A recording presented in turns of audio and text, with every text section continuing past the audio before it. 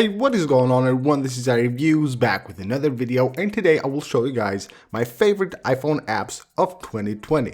These are apps that I personally use mostly on my iPhone. Now, outside of the usual apps that we all use, like the social media apps and the YouTube apps and all that stuff, these are some of the apps that I use the most on my iPhone, of course, to perform daily tasks on my iPhone. So here is a list of my favorite iPhone apps for 2020. The first app for this video is called Reverse Image Search. Now, this is an app that allows you to search for images on the internet. So basically you have a picture like a wallpaper or something on your camera roll and you don't have a link for that. You can go ahead and just put it on this app and it will find that image for you, and of course will find a link as well. Now, I use this mostly like to respond to people that ask for my wallpapers and on any of my videos or on my Instagram account, which of course you should follow. You will find the link right down below in the pinned comment. So a lot of times I get questions about my wallpapers, but there are some wallpapers that I got like from different websites or by just searching the Google, and I don't have a link to that wallpaper. I just go ahead and search it with reverse image search and I can find the link to that wallpaper. So you can load any of your pictures, or you can just paste right there any image that you have copied to the clipboard of your device. Then it will search the internet for that image. So you can go ahead and switch between Google and Bing as well. And as you can see, the results are right here. If you tap on more sizes, you can see there the result. It will find that actual image you're looking for. And of course, that's very, very useful. The next app for the video is called Data Monitor, and this one is very useful if you want to keep track of how much data you use during the day and during the month as well. The reason I use this one is because it has a widget which you can use to quickly check out the amount of data that you have used. So you can see right there, this is the widget. It will show you the use for today, the use for this month, and of course the daily budget that you have right there. And this line right here shows you your monthly budget. All that can be set from the app. So if you go to the app, you will have this like home screen right here, and then you will have your data usage right here. And if you go to settings, then you can set the data limit for a month, and then you can also choose here, like you can see how much data you have used this month, and you can also set up alarms when you're over the budget and when you start the date.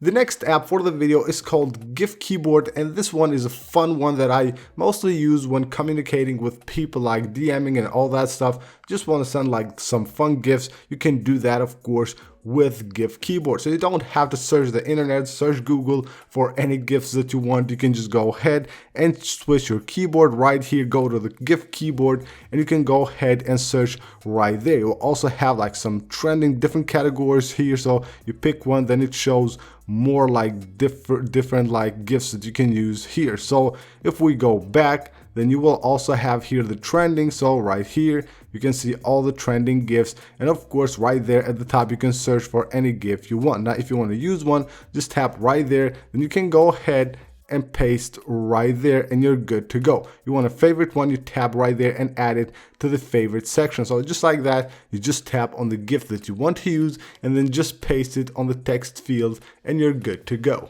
The next one for the video is also a keyboard app called Fonts. Now, I know there are a ton of apps on the App Store that are called Fonts and that offer like different fonts for your keyboard, but this one is free and the fonts are totally free as well. That's why I like it. Of course, it will be linked right down below on the pinned comment if you want to get this exact one, because as I said, there are a ton of different apps, all the same, all called fonts, but this one is the one I like. So if you just go right there, you will see you will have a ton of fonts right there at the top to choose from. Now, if you tap right here, we'll see like different symbols. You will have like a few different categories of symbols right there, and then you will have all these different fonts, which of course you can go ahead and use with your keyboard. This is very, very cool. Now, if you want to like just have like some fun with these different fonts and just type some really cool things on your social media, you can do that, of course, using this app. As you can see right here, all the fonts are unlocked for free. That, of course, as of making this video, because they might get like paid or something, but I don't believe that will happen. Hopefully it will stay free and you will have access to all these cool fonts that you can use with this keyboard. The next app for the video is DoubleTake. This is a pretty famous app that has been recently released and it's one of my favorite all-time apps for the iPhone. It allows you to basically record using two different cameras at the same time on your iPhone. That's a feature that you can have on the newer iPhones, I believe from the XS and up. So what you gotta do is just open the app, tap that little camera right there, and from here you can switch between different cameras. So you can choose which will be camera A and camera B, and then of course you can just go ahead and click confirm here, and you can go and shoot with two different cameras at the same time. So you can have the cameras here like picture in picture, or you can just tap right there and you can switch between like different layouts. So you can have the split screen, so on one side you will have a camera, on the other side you will have another one. So let me just put something here so you can see right there. You can use two different cameras at the same time to record a video, and that's really cool. Have on the split screen, like let's say you can have your front camera, your rear camera here, and it will be very cool. Of course, once you want to record, you tap right there and it starts recording. Once you're done, you will have that same button to save the video to the camera roll of your device. The next app for the video is called Stitch Pic, and it allows you to stitch a few different like screenshots or even other pictures together. It's very simple to use. All you gotta do is just load any pictures from your camera roll, just tap right here, and once you have selected the pictures that you want, you will see them on the interface right here. You can remove any one of them if you want to, and you can also reorder them any way you like. Just tap then stitch right there, and it will basically go ahead and stitch these pictures together. This is really cool. Once you're done, you tap the save button. Now what's even cooler about this app is that you can actually use it directly from the Photos app on your iPhone. You don't even need to open the app at all. Just select like the screenshots or the pictures that you want to stitch together, tap the share button and scroll down. You will find here a button that says make scroll shot. Tap right there, and as you can see, they will be actually stitched together. That's really awesome. You tap the save button and you're good to go.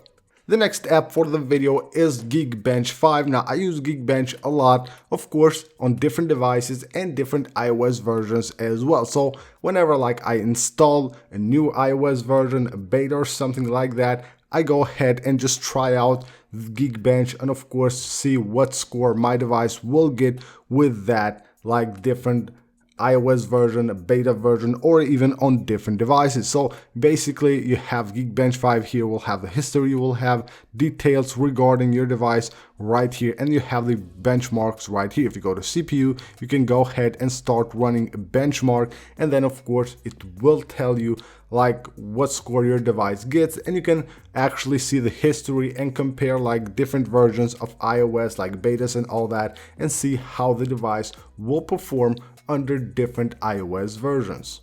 The next app for the video is PushFit, and this is an app that I have been using quite a lot recently. I just got it like a month ago, but it's pretty good and I use it quite a lot. So basically what it does is that it will count your push-ups for you. So when you're working out, you do push-ups, you don't have to remember how many you're doing or count them. This app will do that for you. So all you gotta do is just lay down the phone on the floor, and then when you go down making push-ups, it will count your push-ups using the proximity sensor right there at the top of the phone. So you just tap the start button, and in 3 seconds it will start counting your push-ups.